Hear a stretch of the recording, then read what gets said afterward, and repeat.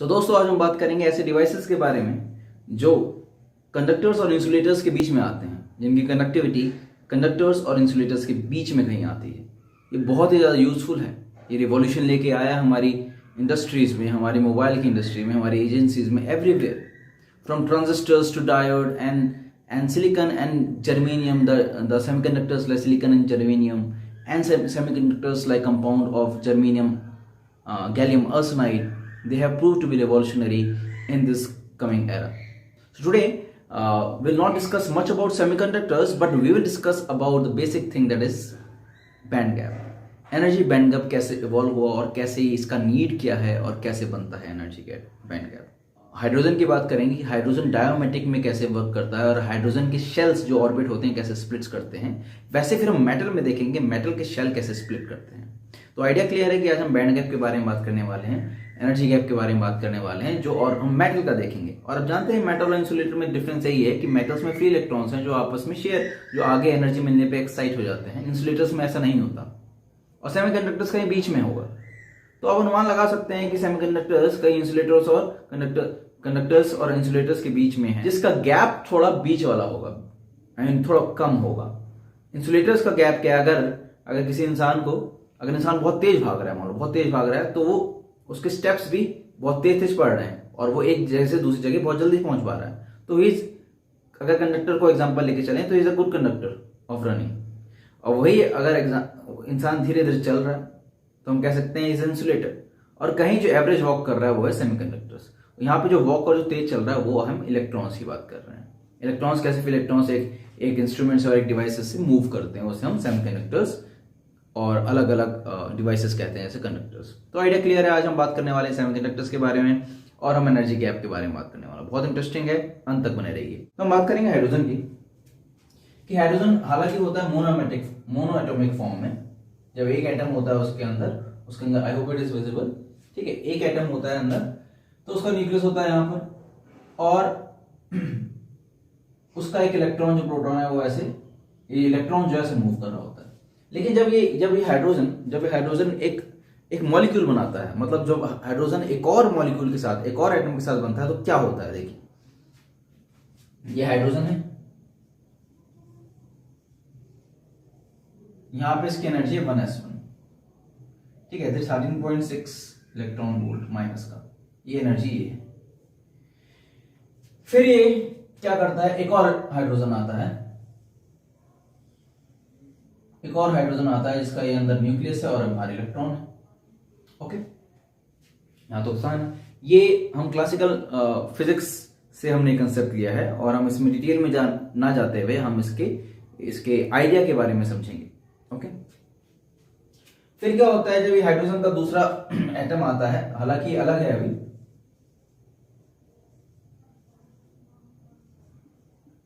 तो ये होगा क्या, जब ये एक साथ मिलेगा तब क्या होगा, जब ये दोनों मिल जाएगा तब क्या होगा, तब एक मॉलिक्यूल बनाएगा। Because we know the difference between atom molecule. Atom is the smallest particle and molecule is the sum of two or three atoms or more then two atoms. तो अब हाइड्रोजन जो है, जो मोनोमेटिक एटॉमिक है, जो मिल जाएगा, मिलके बहुत करीब हो गए। ये न्यूक्लियस है, न्यूक्लियस को हम थोड़ा रेड बना लेते हैं तो हमें थोड़ा सा और बेहतर समझ में आएगा। इसको हम रेड बना लेते हैं। चलिए, ये न्यूक्लियस है, ये भी न्यूक्लियस है और इसके चारों तरफ जो घूम रहा है वो इलेक्ट्रॉन्स है। वो क्या है, इलेक्ट्रॉन्स। अब क्या है, ये जो इलेक्ट्रॉन है, अब जानते हैं इलेक्ट्रॉन पॉजिटिव का काम करता है, नेगेटिव का काम क्या होता है, पॉजिटिव को ट्रैक करना, पॉजिटिव से ट्रैक करना, और पॉजिटिव का काम क्या है, नेगेटिव से इंट्रैक्ट और अट्रैक्ट करना। ठीक, अब ये जो है आप देख रहे हैं, ये इलेक्ट्रॉन क्या करेगा, ये इलेक्ट्रॉन जो घूम रहा है ये इधर आना चाहेगा और ये इधर आना चाहेगा। अब ये मान लिए दोनों करीब हैं अब, ठीक है। अब ये इलेक्ट्रॉन भी तो यहां आने की कोशिश करेगा, इससे अट्रैक्ट होगा, और ये वाला इलेक्ट्रॉन भी इससे अट्रैक्ट होने की कोशिश करेगा, क्योंकि अंदर क्या है, इसके अंदर है प्रोटॉन और न्यूट्रॉन। प्रोटॉन होता है पॉजिटिव चार्ज, तो पॉजिटिव इलेक्ट्रॉन को खींचने की कोशिश करेगा, मतलब बाउंड करके रखता है न्यूक्लियस को, इलेक्ट्रॉन बाउंड करके रखता है। आपको पता है कि यहाँ पे ये जो पहली एनर्जी है, इसमें सबसे ज्यादा एनर्जी होती है और जो सबसे कम एनर्जी होती है ऊपर, वो सबसे पहले रिलीज होता है। ये ऑर्बिटल थ्योरी में आपने पढ़ा होगा और ये न्यूक्लियस में भी आपने पढ़ा होगा कैसे ये इलेक्ट्रॉन इजेक्ट कर जाता है। ठीक है, आई होप आपको ये चीजें पता है। तो ये अगर इलेक्ट्रॉन इसको खींचेगा, ये इलेक्ट्रॉन इसको, ये इलेक्ट्रॉन ये वाला प्रोटॉन खींचेगा, ये वाला इलेक्ट्रॉन इस न्यूक्लियस पे अट्रैक्ट करेगा, तो अब ऑर्बिट ऐसा नहीं रहेगा, ऑर्बिट अब ऐसा नहीं रहेगा, अब इसका रास्ता डिफर हो जाएगा। ठीक है, मान लीजिए कि दो गाड़ियां हैं जो ट्रेवल कर रही हैं और दोनों को इस तरफ जाना है, एक को इस तरफ जाना है, तो रास्ता कहीं ना कहीं ऐसा तो होगा नहीं कि ये बिल्कुल सेपरेटेड हो, तो कहीं ना कहीं ये स्प्लिट हो जाएगा रास्ता। समझिए इस चीज को, ये स्प्लिट हो जाएगा। तो जब ये स्प्लिट हो जाएगा तो ये कुछ इस प्रकार का बन जाएगा। इसका स्प्लिट होने के बाद जो ऑर्बिट बनता है कुछ ऐसा बन जाता है। ओके, तो स्प्लिट होने के बाद ये ऑर्बिट कुछ ऐसा बन जाता है। अब ये क्लासिकल मैकेनिक्स और जब हम ये हायर फिजिक्स में पढ़ते हैं तो इसमें जो एनर्जी आती है, इसकी जो एनर्जी आएगी वो एक नहीं आएगी, इसकी एनर्जी दो निकल के आएगी, एक थोड़ी सी ज्यादा और थोड़ी उससे कम। इसकी एनर्जी एक और ये दो ऑर्बिट में कन्वर्ट होगा। जैसे ये जब स्प्लिट हो जाएगा तो एक दो ऑर्बिट बन जाएगी। ये बेसिक आइडिया है, ये आपको बस थोड़ा सा जानना है जिससे आप आगे के लेसन में, आगे की बैंड थ्योरी आराम से समझ पाए। ठीक है, तो एक होगा हमारा अंदर जो होगा वो होगा E not plus delta, sorry minus, अंदर माइनस होगा, और एक होगा E नॉट प्लस डेल्टा। ठीक है जी, दिख रहा है यहाँ पे, बिल्कुल क्लियर दिख रहा है।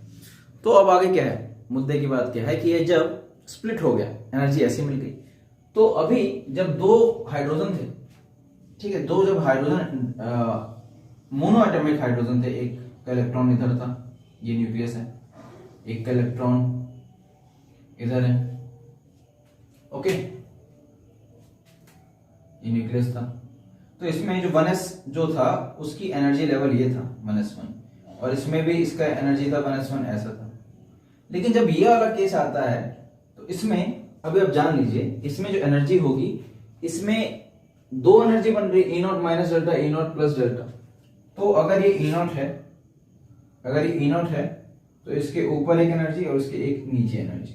तो बताइए E नॉट प्लस डेल्टा ये बन गया E नॉट प्लस डेल्टा, और ये हो गया E not minus delta.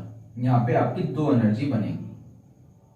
Okay, अब दो इलेक्ट्रॉन को रिप्रेजेंट करना है, क्या हुआ है, बस आप ये जो रिजल्ट है, ये रिजल्ट जो है ये आपका क्लासिकल मैकेनिक्स से आया है, क्लासिकल फिजिक्स से, तो आप इसको बस थोड़ा समझ लीजिए। ठीक है, तो ये दो इलेक्ट्रॉन्स न्यूक्लियस की तरफ आ रहे हैं और एक एनर्जी बना रहे हैं, एनर्जी का एक लेवल बना रहे हैं। ठीक है, दो इलेक्ट्रॉन जो जाएंगे, ठीक है, आप जानते हैं 1s में कितना जाता है टोटल, s में क्वांटम स्टेट्स कितने होते हैं आप जानते हैं, 1s2 ऐसे जाता है, 1s2, 2s2, 2p6, 3s2, 3p, 6 and 4s2 ऐसे जाता है। देन उसके बाद 3d10 आता है। ओके, तो ये होता है ऐसे है। तो इसमें क्वांटम स्टेट्स कितनी है, s में क्वांटम स्टेट्स बनी बच्चों, कितनी बनी, दो, s में दो स्टेट्स होती हैं। तो इसमें मैक्सिमम ये भी s का है, कितने आ पाएंगे इलेक्ट्रॉन, एक ऐसे आ गया इलेक्ट्रॉन, और बाय पॉली एक्सक्लूजन दूसरा इलेक्ट्रॉन ऐसे आएगा, इसमें दो ही आ पाएंगे। ओके, तो इसमें इलेक्ट्रॉन्स आपके दो आ पाएंगे। तो अभी मुद्दे की बात क्या है, जरा क्विकली रिवाइज करें। हाइड्रोजन में जब दो इलेक्ट्रॉन आते हैं तो ये डायमेटिक बनाता है, डायटोमिक बनाता है, उसका मॉलिक्यूल जो ऑर्बिट है वो स्प्लिट हो जाता है। हमने देखा ऑर्बिट जो है स्प्लिट हो गया, ऑर्बिट स्प्लिट हुआ तो इसमें कुछ जो एनर्जी है, एनर्जी ऑर्बिट की जो एनर्जी है वो ऐसे आई, और एनर्जी जब आई तो electrons because of quantum state में s में 2 आ पाते हैं, तो दोनों इलेक्ट्रॉन्स इस एनर्जी लेवल पे आ रहे हैं। यहां तक क्लियर? तो हाइड्रोजन का ये कंसेप्ट है। अब मेटल में क्या होता है वो हमें देखना है कि मेटल में क्या होता है। ठीक है, यहीं से हम कंसेप्ट डिराइव करेंगे बैंड गैप का और वैलेंसी बैंड, और हम कंडक्शन बैंड का भी यहीं से कंसेप्ट डिराइव करेंगे। अब हमारे पास सोडियम का एटम है, अगर आप स्क्रीन पे देखेंगे तो वी हैव सोडियम एटम, एक एटम है सोडियम का, और आप जानते हैं सोडियम का इलेक्ट्रॉनिक कॉन्फ़िगरेशन क्या होता है, 1s2, 2s2, 2p6, 3s1। कितना होता है सोडियम? सोडियम होता है हमारा एटॉमिक नंबर 11। ये होगा 2, 2, 4, 6, 10 और 1, 11। सोडियम आ गया हमारे पास। अब सोडियम का एक क्वांटम स्टेट्स आप जानते हैं, s में, s जो शेल है उसमें 2, p में 6, d में 10, f में 14, you know it very well. चलिए भाई, 1s2 दो इलेक्ट्रॉन आ गया इधर, अब अपन इसमें से उल्टा 2s2, एक और इधर आ गया 2p6 में कितना होगा, 2 इधर, 2 एक ऐसे और 2 ऐसे, 3s1 में एक आया इलेक्ट्रॉन। ओके, ये सोडियम इलेक्ट्रॉन, सोडियम का कॉन्फ़िगरेशन आपको क्लियर है। अब हम बात करेंगे अगर एक और सोडियम एटम है, अभी तो स्प्लिटिंग नहीं हो रही है भाई, अभी तो एक ही एटम है। स्प्लिटिंग कब होती है, जब दो एटम मिलते हैं और जो इलेक्ट्रॉन जो है वो प्रोटॉन से अट्रैक्ट होता है, तो उसका जो बाउंड्रीज है वो ब्रेक हो जाता है और स्प्लिटिंग हो जाती है, जैसे आपने थोड़ी देर पहले देखा। अब एक और एटम आ गया, अब साथ में सोडियम का 2 एटम आ गए।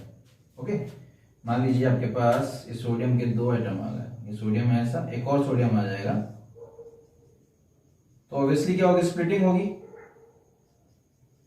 ओके, तो स्प्लिटिंग होगी तो सबसे पहले इंटरेक्ट कौन करेगा। अब देखिए हायर एनर्जी किसमें है, सबसे ज्यादा इंटरेक्शन कौन कर सकता है, जो सबसे ज्यादा पार्टिसिपेटिव हो और जो सबसे ज्यादा उसमें एनर्जी हो। जैसे आप क्लास में देखेंगे जिसमें सबसे ज्यादा एनर्जी है या सबसे ज्यादा रिएक्टिव हो, बच्चा बात करता है, ठीक है। जो शांत बैठा रहता है उसको अपने काम से मतलब, वो ज्यादा बात नहीं करेगा।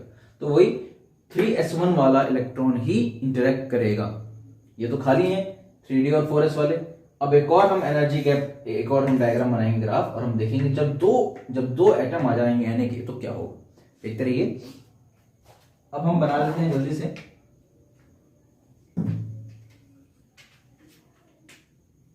चलिए, अब हम, अगर आपको दिख रहा है विदाउट एनी डाउट, तो हम जल्दी से इसको बना लेते हैं। ये मैंने 1s बनाया, फिर 2s बनाया, ये 2p बनाया, फिर 3s बनाया, 4s एंड देन 3d। अभी आपने क्या देखा था, हाइड्रोजन में क्या देखा था जब इलेक्ट्रॉन आता है। अभी हमने हाइड्रोजन में क्या देखा था कि हाइड्रोजन में जब 2 एटम साथ में आ जाते हैं तो ये स्प्लिट कर जाता है और ऐसा एक मॉलिक्यूलर ऑर्बिट बन जाता है उसका, ठीक है। मॉलिक्यूलर ऑर्बिट बनने के साथ साथ हमने ये भी देखा कि एक रिजल्ट आता है एनर्जी का, जो इसमें 2 एनर्जी लेके आता है, एक तो एनर्जी ज्यादा और एक एनर्जी कम, जो 2 स्टेट में निकल के आता है। एक एनर्जी ज्यादा E0 प्लस डेल्टा और E0 माइनस डेल्टा, ये आपने देखा अभी, ठीक है। इसको थोड़ा सा और बड़ा लिख देता हूं, E0 माइनस डेल्टा। अब जो लास्ट वाला जो इलेक्ट्रॉन वाला जो है, ठीक है, लास्ट वाला जो शेल है वो सबसे पहले यहाँ पे स्प्लिट होता हुआ दिखेगा। इसका मतलब क्या है कि सबसे ज्यादा एनर्जी इसमें है, उसमें सबसे ज्यादा पार्टिसिपेशन होगा और वो पार्टिसिपेट करेगा। तो अब क्या होगा, अब जैसे यहाँ पे 2, आपने देखा कि हाइड्रोजन में क्या बना, 2 एनर्जी लेवल बने, तो वैसे ही जब ये 2 Na, जब सोडियम के 2 एटम जो है पार्टिसिपेट करेंगे तो ये 2 एनर्जी लेवल बनाएंगे। ये Na 2 एटम के लिए, 2 एटम्स ऑफ Na के लिए, ठीक है। तो यहां पे बन गया एक और आपका, ठीक है, 3d का।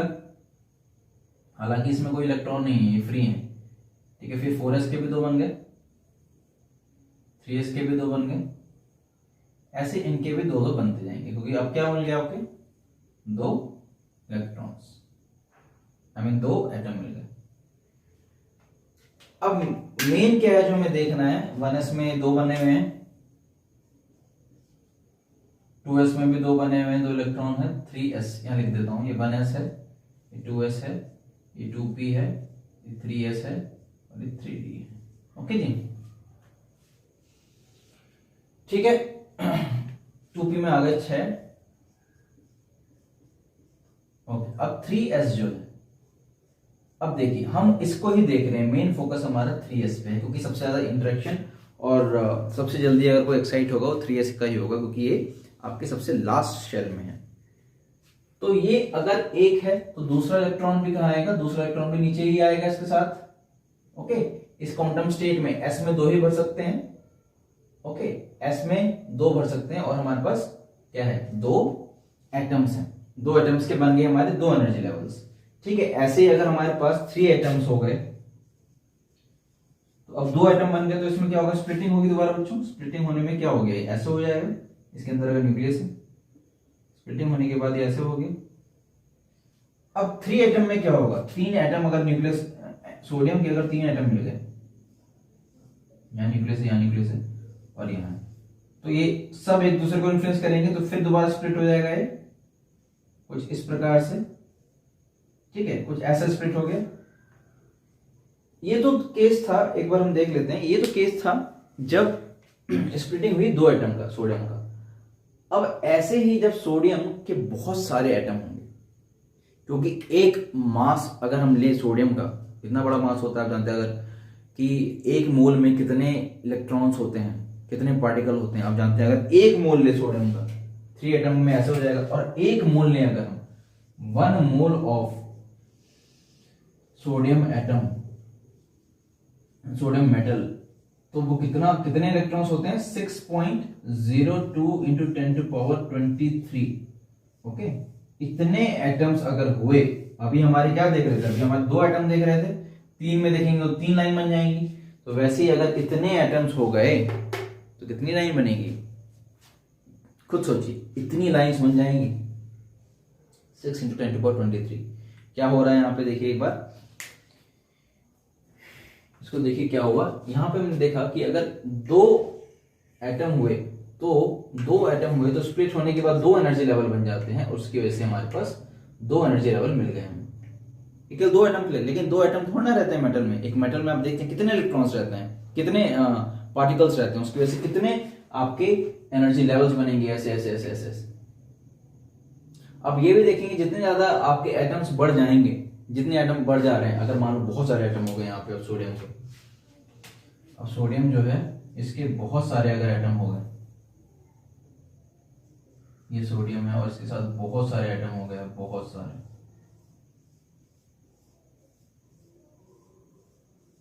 बहुत सारे एटम हुए, बहुत सारे एटम होने का, अगर ये 1 मोल है, अगर ये 1 मोल है तो बहुत सारे एटम, सारे एटम के जो न्यूक्लियस होंगे एक दूसरे को इन्फ्लुएंस करेंगे। एक दूसरे को इन्फ्लुएंस करने पे सबके जो है, सबका जो ऑर्बिटल शेल है वो स्प्लिट करेगा, सबका शेल स्प्लिट करेगा और सबके एनर्जी लेवल्स बढ़ेंगे, है ना। 2 एनर्जी लेवल्स में आपने क्या देखा कि 2 एनर्जी लेवल बढ़ गए, एक प्लस और माइनस। तो ये दो का केस था। अब ऐसे बहुत सारे अगर एटम्स हो जाएं तो एनर्जी लेवल्स में क्या डिफरेंस होगा, वही देखेंगे। जल्दी से बना लेते हैं इसे। अब देखिए बच्चों क्या है, अब यहाँ पे Na का 1 मोल यानी बहुत सारे एटम्स है। अभी हम कंसीडर करेंगे सिर्फ 3s को, क्योंकि ये सबसे ज्यादा इंटरेक्शन इसी में हो रहा है, ठीक है। अब इसी को कंसीडर कर रहे हैं, तो बनाते हैं इसे दोबारा से। 1s इस तरफ हो गया, ओके, ये 1s है, I hope it is visible. 1s, 2s, 2p, 3s और 3d, ओके। तो अभी 1 को देखते हैं, 1 में क्या हो रहा है, 1 में ऐसे बन रहा है, 1s2 बना, 2s2, फिर आपका अब ये वाला इलेक्ट्रॉन देखेंगे तो इसमें कितना है, कितने सारे एनर्जी लेवल स्प्लिट होंगे, देख रहे हैं आप, ये सब स्प्लिट होते रहेंगे, स्प्लिट होते रहेंगे, स्प्लिट होंगे। तो जैसे जैसे इसका जो विड्थ है, जो मॉलिक्यूल और पास आते रहे, पास आते रहे, तो एनर्जी लेवल स्प्लिट होता रहेगा। ये 2 आए थे, स्प्लिट हो गए, 3 आए तो स्प्लिट हो गए। ऐसे बहुत सारे जो 1 मोल, इतने मॉलिक्यूल आ गए, इतने एटम्स आ गए साथ में, तो सब स्प्लिट होता रहेगा। और हमें अगर 3s में ही होती सब चीज दिखानी है तो क्या होगा, जितने ज्यादा ये एटम्स आएंगे उतने ज्यादा एनर्जी लेवल बनेंगे, ठीक है। तो एनर्जी लेवल अगर 2 आए तो कितना होगा, एनर्जी लेवल यहां बन गया, 3 आए तो ऐसे बन गया, 4 आए तो ऐसे बन गया, तो ऐसे ऐसे 10⁻23 है, तो इतने एनर्जी लेवल बनेंगे। तो क्या होगा, धीरे धीरे इसकी जो विड्थ जो है वो इंक्रीज हो जाएगी, ठीक है। अभी तो इसमें छोटे छोटे करके बहुत सारे एनर्जी लेवल्स हैं, बहुत सारे एनर्जी लेवल, 10⁻23 एनर्जी लेवल्स हैं इसमें, ठीक है। इतने जितने भी मोल्स हैं, जितने भी मॉलिक्यूल्स हैं, उतने एनर्जी लेवल्स हैं, ओके। तो ये जो है धीरे धीरे इतने सारे जो एनर्जी लेवल्स आ गए, उनको कंबाइंड फॉर्म में जब हम देखते हैं, उसी को हम बैंड कहते हैं एनर्जी का। क्योंकि वो अब देखेंगे, अब एक धागे को रखेंगे, 2 धागा, 3 धागा, 4 धागा, 5, बहुत करीब कर देंगे तो एक कपड़े जैसा लगेगा आपको, तो वही एक आपका एक एनर्जी बैंड बन जाता है। तो बहुत सारे जो धागों को रखा है एक साथ, एग्जांपल के तौर पर बता रहा हूं, तो ये जो बन गया आपका, ये बना आपका एनर्जी बैंड सोडियम मेटल का, ठीक है, ये आपका बना energy band. I hope it is clear कि क्या कर रहे हैं हम, कि एनर्जी बैंड कैसे हुआ, ये कैसे बन गया एनर्जी बैंड। क्योंकि यहाँ पे बहुत सारे इलेक्ट्रॉन्स जब पास आ गए, बहुत सारे इलेक्ट्रॉन्स पास आने के बाद क्या हुआ कि सबकी स्प्लिटिंग हो गई। किसकी स्प्लिटिंग हुई? एनर्जी लेवल्स की। तो जितने जितने एटम्स होते हैं एनर्जी लेवल, तो ये एनर्जी लेवल इतने स्प्लिट हो गए। ओके जी, अब इसमें एनर्जी लेवल ये बन तो गए हमारे, लेकिन ये स्प्लिट कैसे होते हैं, क्लोजनेस पे सबसे पहले कौन जाता है वो भी जल्दी से देख लेते हैं हम स्प्लिटिंग का देखेंगे कि स्प्लिटिंग कैसे हो रही है। ठीक है, स्प्लिटिंग कैसे होती है। ओके, अब देखिए दोबारा यहां पे अगर आएगा 1s 2s 2p 3s और 3d, तो जो इलेक्ट्रॉन जिसमें सबसे ज्यादा एनर्जी होगी, जो बाहर जो न्यूक्लियस से सबसे कम बाउंड होगा वो सबसे पहले निकलेगा। ठीक है, जो सबसे पहले निकलेगा मतलब उसमें सबसे जल्दी स्प्लिटिंग होगी। तो ये जो एनर्जी लेवल होता है ऐसा, ठीक है, 3s का मान लो ऐसा है, 2p का ऐसा है, तो सबसे पहले अगर इलेक्ट्रॉन, लास्ट इलेक्ट्रॉन यहां पर है, एक इलेक्ट्रॉन है, ठीक है, और यहां पे मान लो 2 है और यहां पे 3 है। ओके, तो सबसे पहले स्प्लिटिंग जो होती है, स्प्लिट मतलब मॉलिक्यूलर ऑर्बिट। स्प्लिट मतलब क्या है? स्प्लिट मतलब ये एन जो है, ठीक है, ये स्प्लिट हो रहा है, यानी इसका ऑर्बिट जो है स्प्लिट होने के बाद ये एक बन जा रहा है। तो सबसे पहले जो स्प्लिटिंग होगी वो होगी सबसे ऊपर वाले शेल की, क्योंकि इसमें सबसे ज्यादा एनर्जी है टू गो आउट। ये क्या करेगा? एक्साइट जल्दी हो जाएगा। Excite, it will excite soon, it will excite soon. So जो सबसे लास्ट में ऑर्बिट में होगा वो सबसे जल्दी एक्साइट करेगा because of the energy configuration. ये तो पढ़ रहे हैं। तो इस ऑर्बिट में at the last it will split very soon. तो स्प्लिट होने के बाद कुछ ऐसा लगेगा, ऐसे स्प्लिट हो रहा है। ठीक है, अब जो अंदर है मॉलिक्यूल, अब ये 3s 3d के अंदर है, ठीक है, इसको और करीब ले आएंगे। जब एक और मॉलिक्यूल साथ में आ जाएगा, एक और एटम आ जाएगा और करीब में आ जाएगा, तो ये स्प्लिटिंग इसकी थोड़ी देर बाद होगी। ठीक है, अगर बहुत सारे और इलेक्ट्रॉन आ जाते हैं तो ये बाहर वाला तो स्प्लिट हो ही गया, बाहर वाला जो एनर्जी लेवल वो स्प्लिट हो गया। ठीक है, लेकिन अब धीरे धीरे जब ये और करीब आते रहेंगे और करीब आते रहेंगे, तो एक एनर्जी लेवल सबसे ऊपर जो था वो तो स्प्लिट हो गया, मान लो ये तो स्प्लिट हो गया, तो उसके बाद धीरे धीरे ये स्प्लिट होगा। अब ये स्प्लिट हो गया, अगर ये स्प्लिट हो गया अगर, तो फिर धीरे धीरे ये स्प्लिट होगा और फिर आगे 2s स्प्लिट होगा और 1s स्प्लिट होगा। ठीक है, आइडिया क्लियर है कि सबसे लास्ट में जो ऑर्बिट है सबसे ऊपर वो पहले स्प्लिट होगा, फिर धीरे धीरे नीचे नीचे नीचे नीचे। ओके, तो एक स्प्लिटिंग डायग्राम बनाया गया है जो आपके बुक में है, वो भी बना लिया है। अब स्प्लिटिंग का जो डायग्राम देख लेते हैं, जो कि आपके क्लासिकल मैकेनिक्स से लिया गया है, क्लासिकल फिजिक्स से, जो क्या बताता है हमें कि स्प्लिटिंग कैसे हो रही है और सबसे पहले किसकी होगी। देखिए, ये कहीं पहले जाके स्प्लिट हुआ है, इसका मुंह खुला हुआ है, देखिए यहाँ पे। ठीक है, अब इसका मुंह यहाँ पे खुला हुआ है, इसका मतलब ये कहीं यहां जाके स्प्लिट हुआ है पहले। सबसे पहले क्या हुआ? 4s, सबसे ऊपर वाला शेल। उसके बाद अगर आपको दिख रहा है ये स्क्रीन में, हाँ दिख रहा है, फिर ये क्या है 3p, फिर उसके बाद ये स्प्लिट हो गया, ये एनर्जी शेल स्प्लिट हो गई बिल्कुल इसी की तरह। फिर इसके बाद 3p स्प्लिट होगा, यहां कहीं हुआ होगा, ये कहीं यहां हुआ होगा। ओके, ये 4s का है। फिर उसके बाद और करीब आता गया, यहाँ नीचे। अच्छा, एक चीज बताना भूल, ऊपर एनर्जी है इस तरफ लेफ्ट साइड में, और नीचे है inter atomic distance. Atomic distance जो है एंगस्ट्रॉम, एंगस्ट्रॉम होता है 10⁻⁻10, बहुत कम। जैसे जैसे डिस्टेंस कम करते जा रहे हैं, जैसे जैसे डिस्टेंस कम करते जा रहे हैं, वैसे वैसे स्प्लिटिंग अंदर वाले आपके क्वांटम स्टेट्स वाले इलेक्ट्रॉन्स में हो रही है, क्वांटम स्टेट्स में हो रही है। 3p में हुई, पहले 4s में हुई, फिर 3p में हुई, उसके बाद 3s में हुई, 3s में स्प्लिटिंग हुई। कहां पे हुई? यहां पे हुई।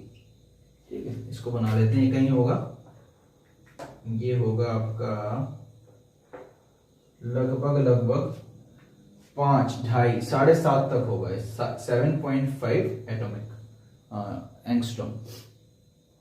ओके, फिर ये आया, सबसे लास्ट में किसका होगा? ये 2p वाले शेल का, क्वांटम स्टेट्स का। तो यहां पे स्प्लिटिंग हुई, जो कि नियरली 2 समथिंग में होगा। तो अब देख रहे हैं कि क्या देख रहे हैं आप यहां से, कि सबसे पहले जो स्प्लिटिंग होगी वो होगी 3d की, फिर उसके बाद 3s, आई मीन यहां पे क्या है 4s है, 3p 3s 2p। सबसे बाद वाली जो कि सबसे ज्यादा एनर्जी लास्ट वाले इलेक्ट्रॉन शेल में रहती है। फिर धीरे धीरे वो अंदर और करीब आता रहता है और पुश करता रहता है। ये तो स्प्लिट हो गया भैया, अब अंदर और स्प्लिट होगा, ऐसे ऐसे धीरे धीरे स्प्लिटिंग होती रहेगी। तो आई होप आपको ये सेशन इंटरेस्टिंग और समझ में आया होगा। ऐसे हम वीडियोस और बनाते रहेंगे, जुड़े रहिए।